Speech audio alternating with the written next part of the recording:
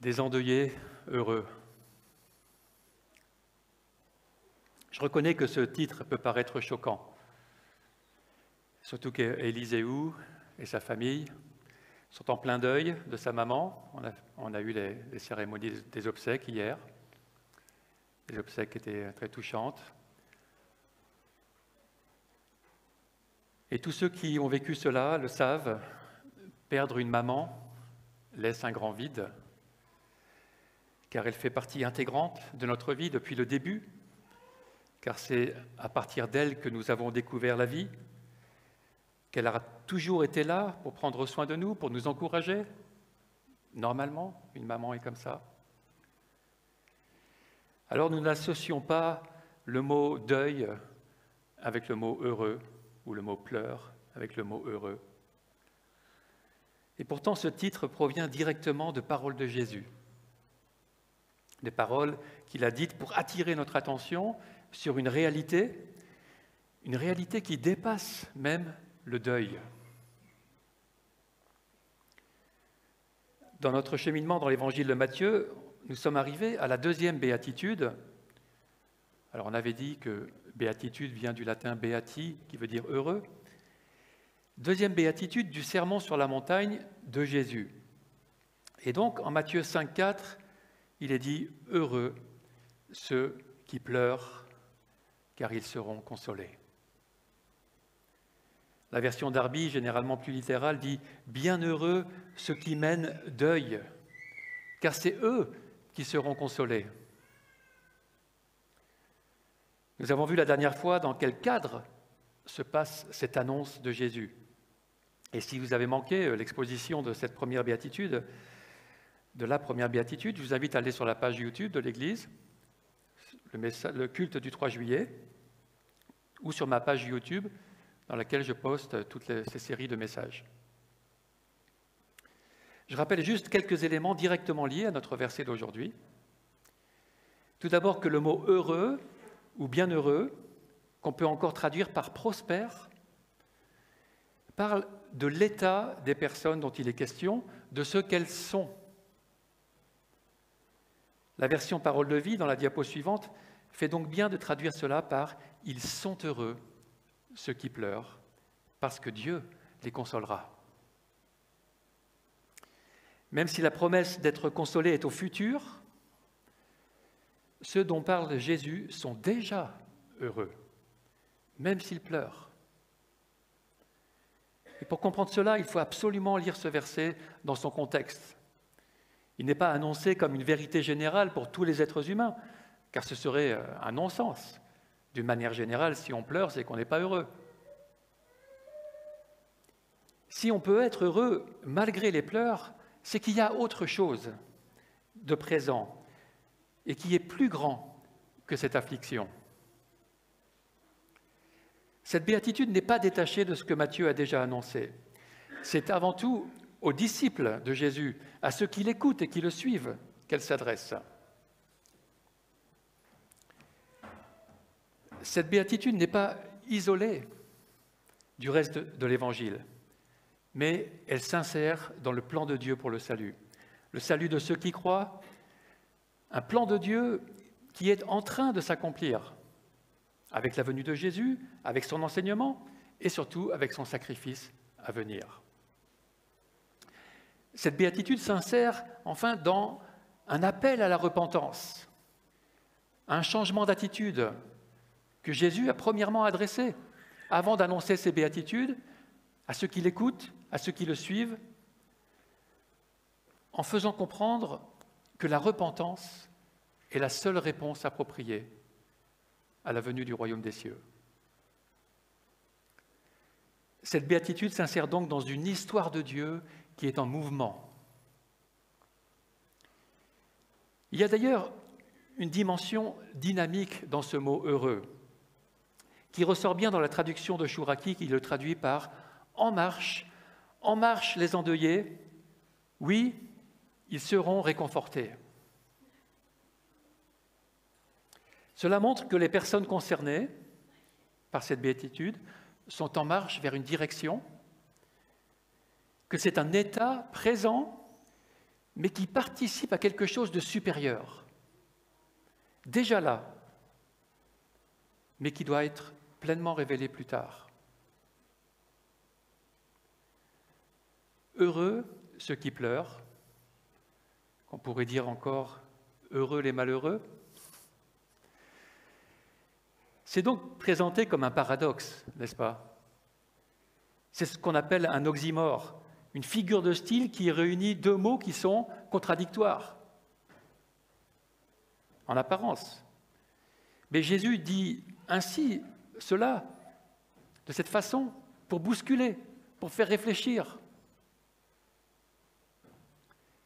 Nous avions dit que le caractère paradoxal des béatitudes nous confirme qu'elles sont annoncées à partir de la connaissance d'une réalité qui est spirituelle et surtout eschatologique, c'est-à-dire qu'elles sont annoncées en ayant en vue la finalité que Dieu a planifiée, ce qu'il va faire advenir.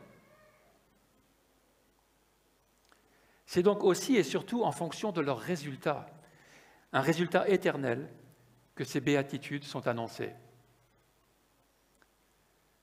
La raison pourquoi Jésus peut dire que ceux qui pleurent sont heureux, c'est parce qu'ils participent déjà à la consolation du royaume des cieux, duquel ils font déjà partie, comme il a dit dans la première béatitude. Heureux ceux qui reconnaissent leur pauvreté spirituelle, car le royaume des cieux leur appartient. C'est-à-dire qu'ils ont reconnu leur pauvreté spirituelle et leur besoin de la grâce de Dieu. Mais s'il dit qu'ils seront consolés au futur, c'est parce que ce royaume, bien qu'on peut déjà l'avoir, on peut déjà en faire partie, ce royaume des cieux, le royaume de Dieu, est encore à venir, dans sa dimension intégrale. Car il y a malheureusement encore beaucoup à pleurer sur l'état du monde, dans son ensemble, et sur l'état de chaque individu même dans ce monde. Heureux ceux qui pleurent. Comme le suggéraient les traductions de Darby et de Chouraki, avec heureux ceux qui mènent deuil, heureux les endeuillés. Le mot traduit par pleurer s'applique aussi au deuil. Il est utilisé lorsqu'on souffre de la perte de quelqu'un ou de quelque chose d'important, avec ces notions d'être affligé, de se lamenter. Mais de quel pleurs, de quel deuil Jésus parle-t-il en fin de compte dans cette béatitude? À propos de quoi? L'absence d'objets spécifiques, l'absence de qualificatifs liés à ces pleurs doivent nous garder de les limiter à une seule cause. Plusieurs causes viennent à l'esprit. Ceux qui sont heureux selon Jésus étaient-ils affligés par l'état spirituel du monde, qui ne glorifie pas Dieu comme il le devrait? Par exemple, comme le psalmiste le disait au psaume 119, 136, « Mes yeux versent des torrents de larmes parce qu'on ne respecte pas ta loi. »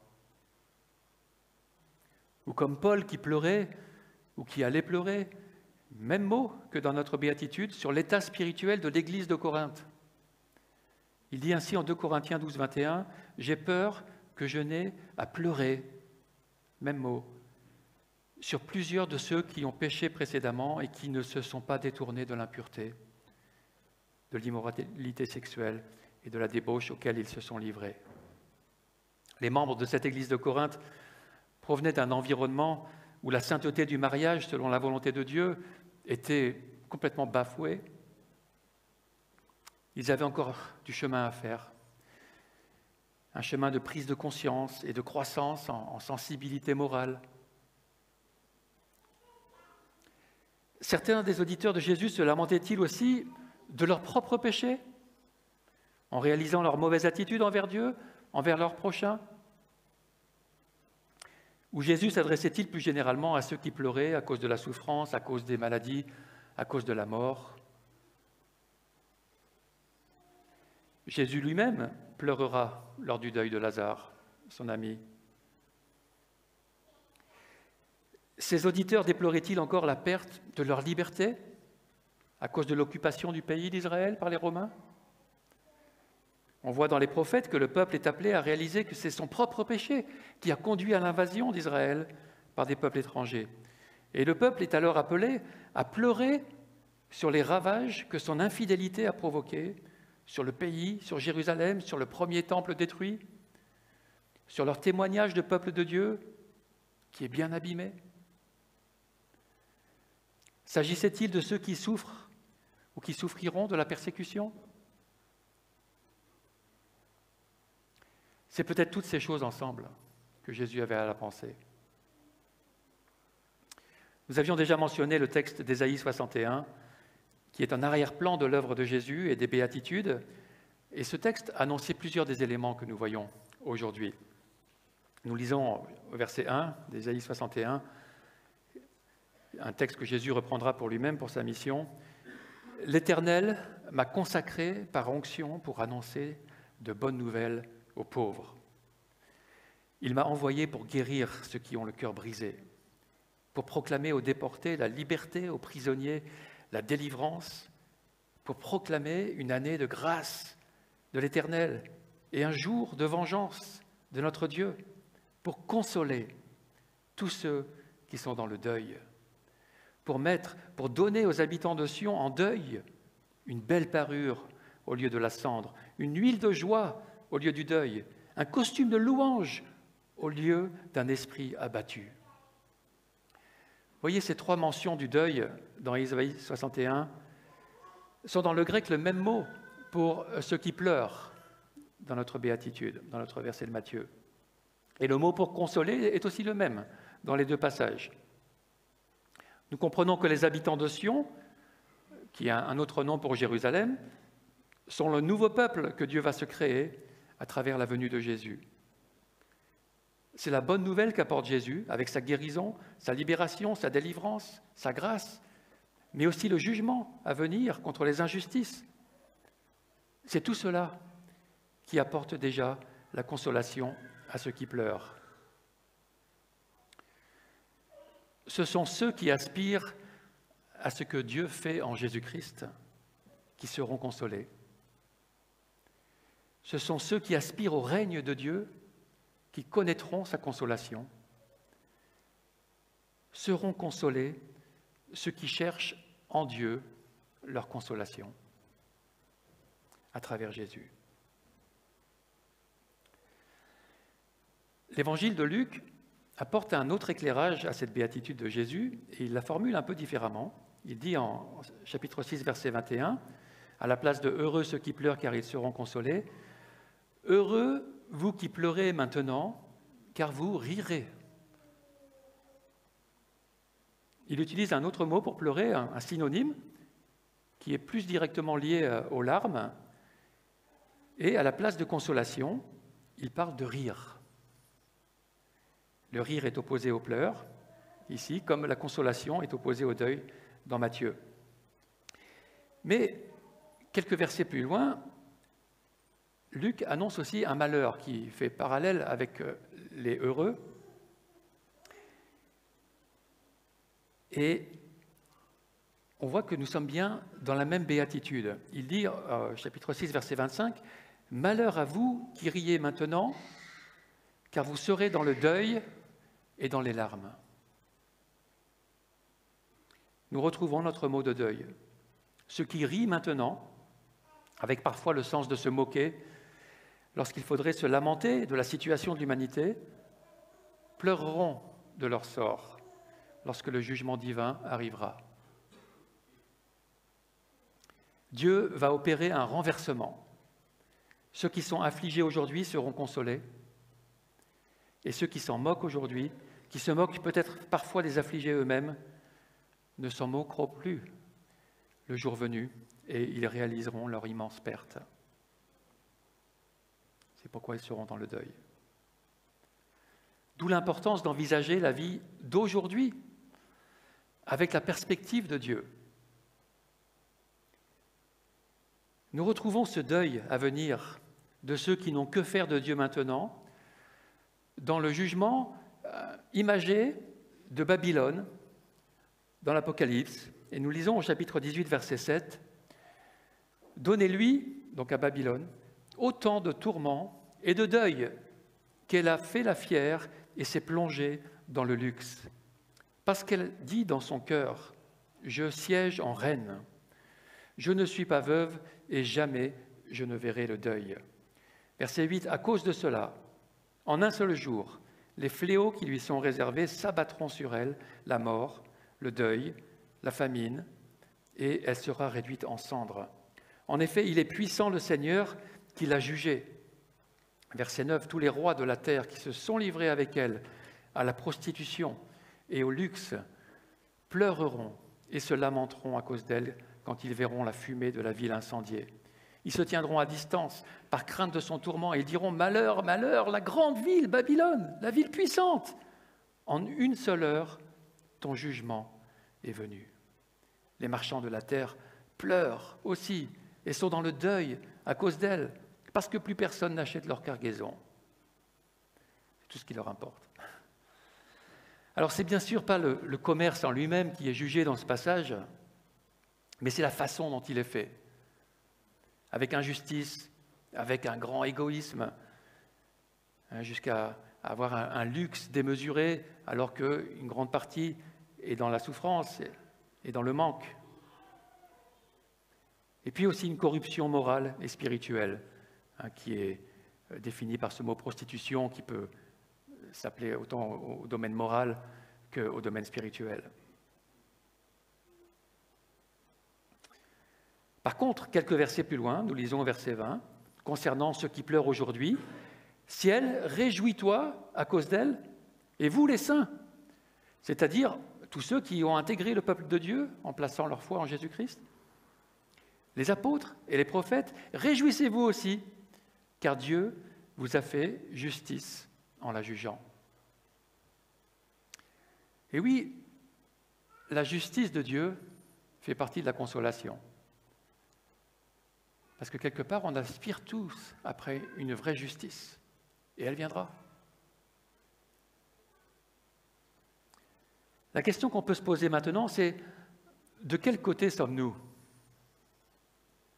Sommes-nous du côté de ceux qui pleurent, maintenant, sur l'état spirituel de l'humanité,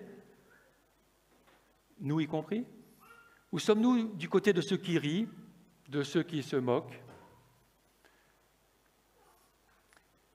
Mais peut-être cela nous dérange-t-il de parler en ces termes. Préférions ne pas être aussi radical. Moi le premier. Quelque part, nous aimerions vivre une vie tranquille, confortable, ou alors pleine d'aventures, de passions, occupés à ce qui nous intéresse, profitant de tout sans être troublés par les autres ou par des restrictions, et même sans être troublés par Dieu. Peut-être. Bref, on préférait qu'on nous laisse tranquilles, occupés à nos affaires.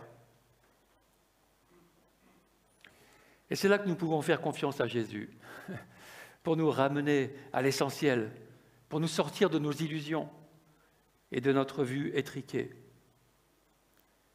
La réalité que Jésus veut que nous réalisions, c'est que la vie n'est pas que l'ici et le maintenant. L'humanité est en mouvement vers un dénouement, vers une finalité qui inclut Dieu au plus haut point. Notre destinée dépend de notre relation à Dieu. Heureux sont ceux qui prennent cela en compte dès maintenant, qui vivent déjà en fonction de Dieu, en fonction de sa volonté éternelle, et qui s'affligent de l'écart qui reste encore entre le règne de Dieu et le monde sans Dieu. De cet écart que, quand on prie, comme tout à l'heure, que ton règne vienne.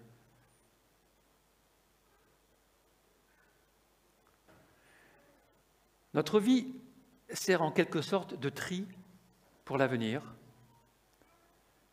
De quel côté sommes-nous ?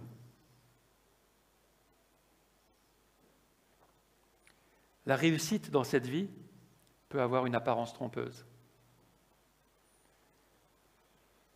Les rires ou les pleurs n'en sont pas forcément les bons indicateurs. Ce n'est pas parce que tu ris que tout va bien, ce n'est pas parce que tu pleures que tout va mal, surtout sur le long terme. Tout dépend pourquoi on rit, tout dépend pourquoi on pleure. C'est peut-être le titre d'une chanson. Ouais. Jésus veut nous faire comprendre que les choses, pour l'instant, sont à l'envers, mais que l'ordre va être établi. Ceux qui pleurent maintenant sur le péché montrent qu'ils sont en phase avec Dieu, avec ce qu'il va réaliser. Est-ce le cas? Nous lamentons-nous sur le péché, sur le nôtre, celui dans le monde, celui dans l'Église?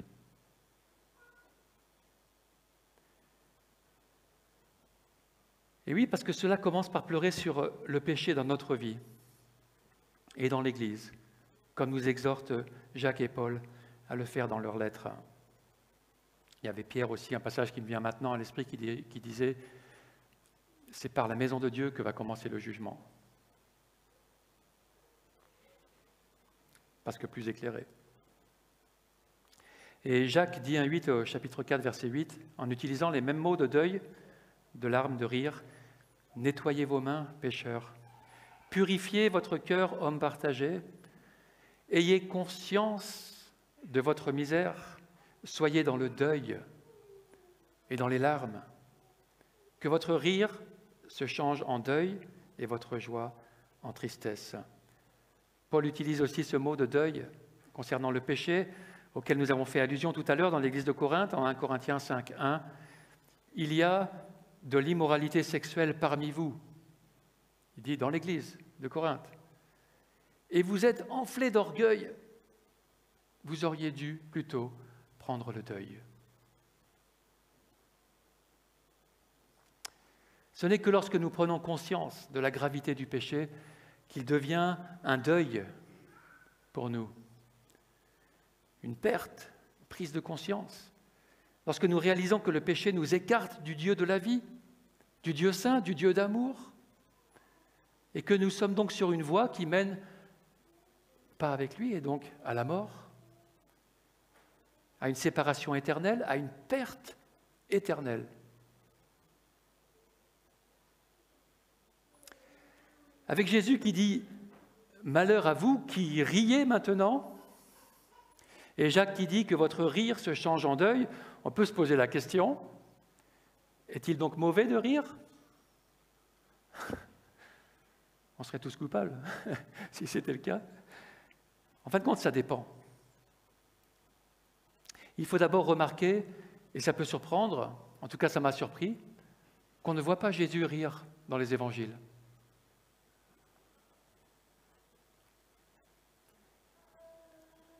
Par contre, on le voit pleurer 2 fois, à 2 occasions. Cela ne veut pas dire qu'il n'a jamais rigolé, qu'il n'a jamais souri. Et en tout cas, on le voit à quelques reprises, rempli de joie, qu'il exprime. On le voit se réjouir des personnes qui reviennent à Dieu. On le voit pour que ses disciples, dans sa prière au Père, pour que ses disciples participent à sa joie profonde. Et on voit dans la Bible que Dieu est un Dieu de joie et que le Saint-Esprit produit en nous cette joie qui vient de Dieu. Ça fait partie du fruit de l'Esprit, la joie. Nous avons aussi relevé que Jésus a dit que ceux qui pleurent maintenant, ils vont rire dans l'avenir. Et on lit encore dans Ecclésiaste 3,4 qu'il y a un temps pour pleurer et un temps pour rire, un temps pour se lamenter et un temps pour danser. Le rire fait donc partie de la volonté de Dieu, heureusement. C'est une belle chose que Dieu a donnée à l'homme, à l'être humain. Mais la situation de l'humanité étant si dramatique, la mission de Jésus impliquait beaucoup de gravité. Selon Ésaïe 53, c'est en homme de douleur, habitué à la souffrance, qu'il est venu. Il est venu avertir et sauver. Il est venu montrer le bon chemin et porter le péché, mais aussi menacer ceux qui ne ressentent pas le besoin de repentance, qui ne ressentent pas le besoin de pleurer sur la situation. La tragédie humaine fera donc pleurer Jésus, littéralement. Nous l'avons dit lors du deuil de son ami Lazare, mais aussi sur le sort de Jérusalem, qui n'a pas discerné la main tendue de Dieu et qui allait en subir les conséquences.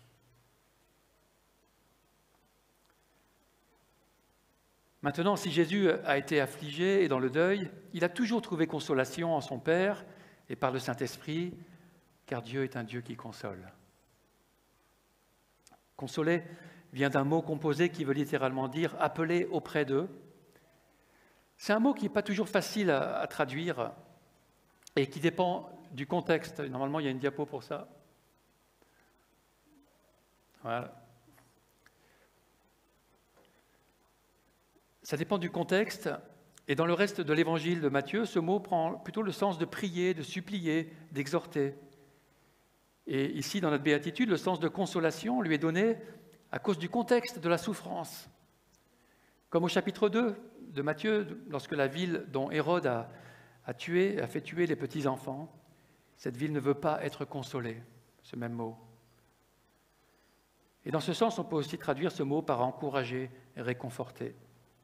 Et dans l'évangile de Luc, le sens le plus répandu de ce mot, c'est aussi celui de la prière, de la supplication, mais il est utilisé aussi dans l'histoire que Jésus raconte du pauvre Lazare, un autre Lazare, qui a souffert sur la terre, mais qui, une fois mort, est consolé dans la présence de Dieu.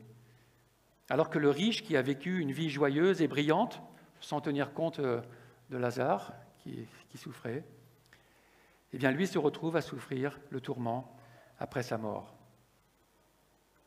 Dans 2 Corinthiens, l'apôtre Paul utilise ce mot pour parler du réconfort que Dieu donne déjà au sein des souffrances que nous vivons. Et puis, le fait d'expérimenter ce réconfort de Dieu nous permet à notre tour de réconforter ceux qui souffrent. Et dans le passage qui va suivre, en 2 Corinthiens 1:3, vous allez voir que tous les mots que vous voyez soulignés dans ce passage sont le même mot que le mot « consoler » dans notre béatitude, ou de la même famille de mots. 2 Corinthiens 1:3, « Béni soit Dieu, le Père de notre Seigneur Jésus-Christ, le Père plein de compassion et le Dieu de tout réconfort. Il nous réconforte dans toutes nos détresses, afin que nous puissions réconforter ceux qui se trouvent dans la détresse, grâce à l'encouragement que nous recevons nous-mêmes de la part de Dieu. » En effet, de même que les souffrances de Christ abondent pour nous, de même aussi, c'est par Christ que notre réconfort abonde. Voyons donc que Dieu réconforte ou console en tant que Père. Il console aussi en tant que Fils, dans ce passage, en Jésus-Christ. Et il y a encore cette importante notion que le Saint-Esprit est appelé le consolateur.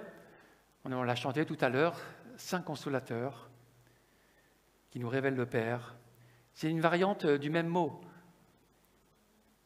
Ainsi, on voit le Père, le Fils, l'Esprit, qui tous trois consolent. Cela fait partie de la nature de Dieu de consoler.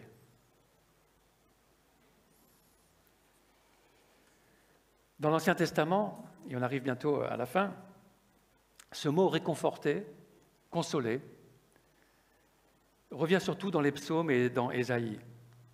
Et je retiendrai simplement au niveau des psaumes, le psaume 23:4, qui est bien fameux, bien connu. « Quand je marche dans la vallée de l'ombre de la mort, je ne crains aucun mal, car tu es avec moi. Ta houlette et ton bâton me rassurent. » Et ce dernier mot, c'est celui de notre béatitude, pour consoler, dans la version grecque. Ici, Dieu rassure, il réconforte par sa présence, par son action, et cela est imagé par la houlette et le bâton qui symbolisent sa conduite, sa protection. Ainsi, la présence divine dans nos sombres vallées nous réconforte, nous console. Nous savons qu'il cherche notre bien et qu'il nous mènera à bon port. Et dans Ésaïe, nous avons déjà mentionné le chapitre 61, qui sert vraisemblablement de base à cette béatitude, que l'Esprit de l'Éternel est sur le Messie pour consoler tous ceux qui sont dans le deuil. Mais pour conclure, pour montrer qu'il s'agit vraiment du caractère de Dieu de consoler, je retiendrai d'abord un verset magnifique du dernier chapitre d'Ésaïe, chapitre 66, là où il y est fait une analogie avec une maman qui console son enfant. Et c'est une promesse qui concerne le temps de la fin, que nous lisons donc au chapitre 66, verset 13, « Tout comme un homme est consolé, le même mot, par sa mère, je vous consolerai moi-même. Vous recevrez la consolation dans Jérusalem. » 3 fois répété dans ce verset, la consolation divine est annoncée comme certaine. Alléluia. Elle se fera dans Jérusalem, c'est-à-dire spirituellement dans le lieu de la présence de Dieu, dans le temple qui disparaît 2 fois dans l'histoire d'Israël, pour être remplacé par la présence de Dieu lui-même dans une Jérusalem nouvelle qui est en construction et qui est à venir. Et c'est de cette consolation dont il est question dans l'Apocalypse, où il est dit que Dieu essuiera toute larme des yeux de son nouveau peuple, des yeux de ceux qui auront placé leur foi en Jésus. Et nous lisons donc cette fantastique promesse au chapitre 21 de l'Apocalypse, et ça sera notre dernier passage, chapitre 21, verset 1. « Puis je vis un nouveau ciel et une nouvelle terre. Je vis descendre du ciel la nouvelle Jérusalem, celle qui est bénéficiaire de toutes ces promesses de consolation. » Verset 3, « J'entendis, voici le tabernacle de Dieu parmi les hommes, il habitera avec eux. Ils seront son peuple, et Dieu lui-même sera avec eux, il essuiera toute larme de leurs yeux. La mort ne sera plus, il n'y aura plus ni deuil. » Et nous retrouvons ici ce mot de la même famille que celui de notre béatitude, le mot pleurer ou être dans le deuil. Il n'y aura plus ni deuil, ni cri, ni douleur, car ce qui existait avant a disparu. Ainsi seront définitivement consolés ceux qui pleurent. Alors nous pleurons maintenant sur la situation actuelle, mais en même temps nous sommes heureux, car Jésus est venu pour nous sauver, pour nous transformer, pour nous intégrer à son royaume et pour nous donner cette espérance à nul autre égal. Quels que soient nos pleurs et nos afflictions durant cette vie, et ils peuvent être grands, Dieu nous consolera si nous nous réfugions en Jésus. Et ce sera une consolation parfaite. Heureux ceux qui pleurent, car ils seront consolés. Amen.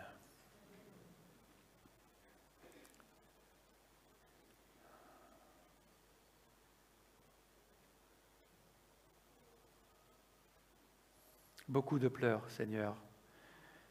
Tu le sais très bien dans l'histoire de l'humanité. Et parfois nous sommes submergés par la douleur, submergés par la perte, où ça prend toutes nos émotions, où on n'arrive plus, notre regard est brouillé, littéralement même par les larmes, et nous ne voyons pas plus loin, Seigneur. Merci de nous avoir annoncé la consolation que tu dis être certaine. Alléluia.